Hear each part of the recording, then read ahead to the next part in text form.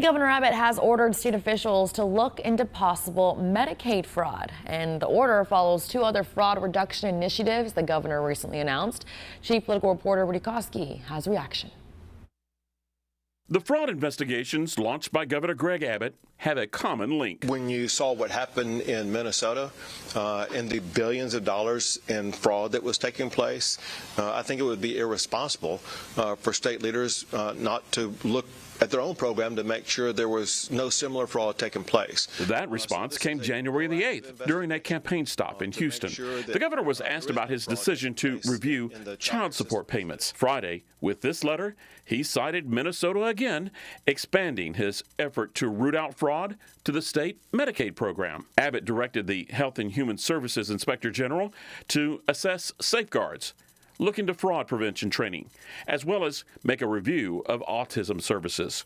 A report is due by March the 15th. A lot of this is glass house, and a lot of it's that he's throwing stones. So if he's going to go after other states, Democratic states, yelling about waste, he's got to get his own house in order. Political analyst Brian Smith with St. Edward's University spoke to me about Abbott's fraud hunt and how part of the motivation appears to be about getting ahead of a politically hot topic. And right now we know fraud is a great issue to run on. It's bringing down the governor of Minnesota. And so if he's able to say there's a lot of fraud in Texas and it's committed by these democratically aligned groups, then it's a political winner. This could become a campaign issue, couldn't it? It's definitely a campaign issue, and it's a good campaign issue.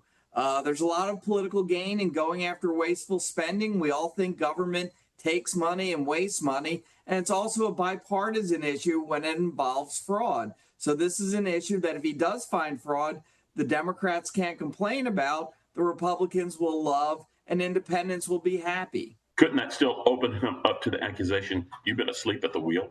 If we find that the state of Texas is the one committing the fraud, then he's going to have to take a lot of the responsibility. But if we see it's coming from other areas, which is highly probable, then he's going to be able to blame those areas. The review into child support programs is due next month. The governor has also volunteered the state of Texas to be part of a pilot program by HUD to review affordable housing programs.